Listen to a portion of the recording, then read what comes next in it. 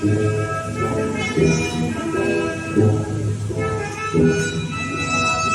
afternoon, everyone. Good afternoon, Vision Generation Church. Ladies and gentlemen, esteemed guests, pastors, teachers, family, and friends. Today we gather to celebrate a momentous occasion. The graduation of Destiny Training Level 1 Batch 4. With immense pride, we present to you the graduating class of Destiny Training Batch 4. Please join me in a warm round of applause as they proudly march in. Let us all welcome the graduates of Destiny Training Batch 4. Please march in. Almarwar Amna Juma.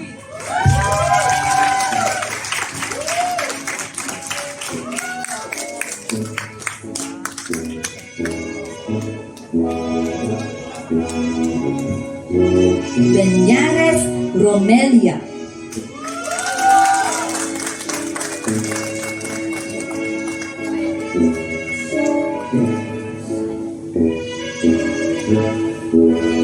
Kapuyan Geraldine.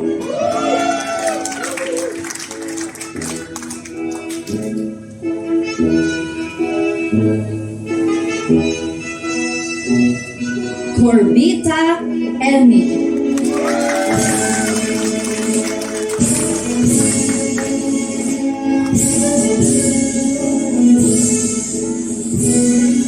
Dekira Readily.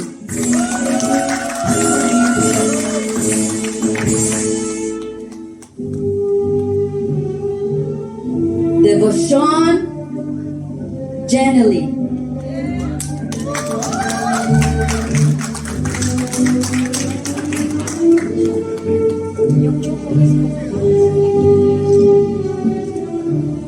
De Guzman Evelyn.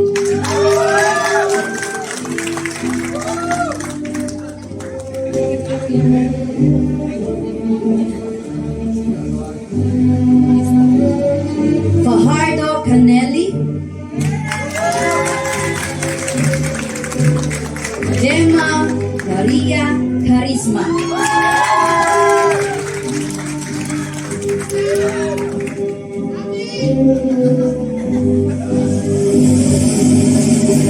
Hernandez Mary Jane.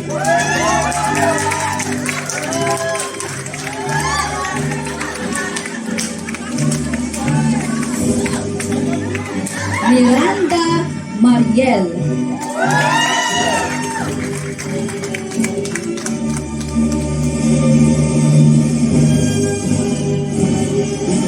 Morales Aida.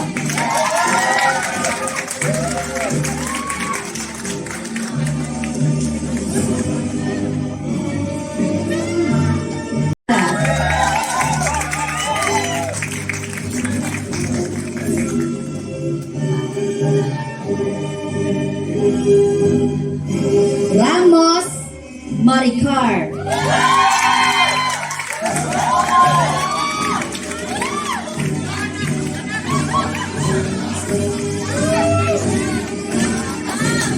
Quazon Mary Dorothea.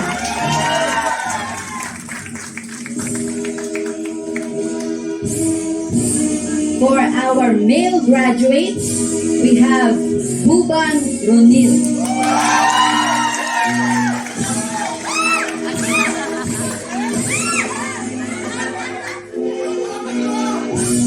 Fajardo Luigi.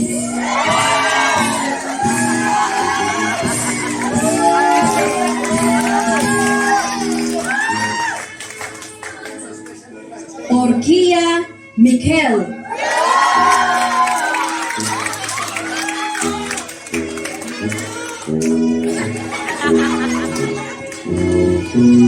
And Ramos Benjamin.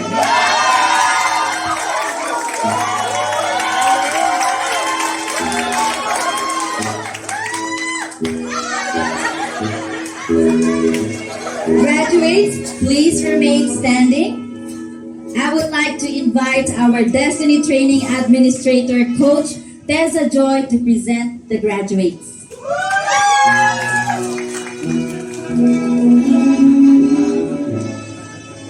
Good afternoon, everyone. To our dear pastors, the head supervisor of Destiny Training, and Destiny Training directors, teachers, family, church, friends, a warm welcome to all of you this afternoon. On behalf of Destiny Training Level 1 Department, I have Dubai University of Process for the school year 2024. This remarkable group of students, composed of 4 males and 15 females, dwelling. Congratulations to each graduate. Let's give a big round of applause for the graduating students of Destiny Training Level. In this process as sa DT po, DT1, dito na like parang, okay, so this process helped me syempre as a believer na like to grow up and to say, stop it, you're no more baby. You have to be matured. Because this is the path for you to be a leader. So, stop the feelings, stop the emotions. Wala nang sensitivities, wala nang tampo. Kasi po wala pong leader nung nagtatampo po. Okay? Amen, diba? Next question natin. Okay, what are the lifestyles and habits, of course, that I've sacrificed to be, syempre, a committed leader, and how did the obedience and submission played a role in this process? So, sabi ko nga po, di ba, I saw a lot of you leaders right here, and I was always saying na, I would like to be a leader like you. Pero, how will I be a committed leader if madami pa akong hinuhold? Kung madami pa akong hindi kinigive up? How will I lead if hindi ko pa inaayos yung sarili ko, habit ko, and lifestyle? And also, I have a lot of desires. Siyempre, Lord, gusto ko nito, and ito. Pero yes, again, paano makuha yung desires na yun? It's just like a words without action, di ba? Words without action are dead. Amen. Ang galing niya talaga. Praise God. Okay, so, dito sabi ko po sa sarili ko, I know that it was the leading of the Holy Spirit. Sabi ko, I should fix myself. Sabi ko, how will God give me the desire of my heart if I don't obey and submit to Him? If I don't sacrifice my habits and my lifestyle? So, ang ginawa ko po talaga because of this destiny training, which it helped me, na I really sacrificed the things talaga na my old habits. Like for example, there are things which I have to do every day na palagi kong sinasabi, tomorrow na lang. Madaming bukas. So, bukas ko na lang gagawin. So, here comes yung sinasabing laziness, di ba? Laziness na, pagod kasi ako sa trabaho, kaya di ko siya gagawin. Bukas ko na siya gagawin, madami pang bukas. And which reminded me po na a leader is never tamad. Yeah. Walang leader na tamad. Walang dapat na leader tamad, di ba? Amen. So, ang ginawa ko po, which how I sacrificed my habits and lifestyle is, I really said kay Lord, Lord, I will put you first above everything. So, ang ginawa ko po every day, nagigising po ako ng 4 a.m. And at 4 a.m., ang ginagawa ko po, nagpe-prayer po ako. I spent the time with Him for like approximately 1 hour. Then 5 a.m. po, nagde-devotion po ako.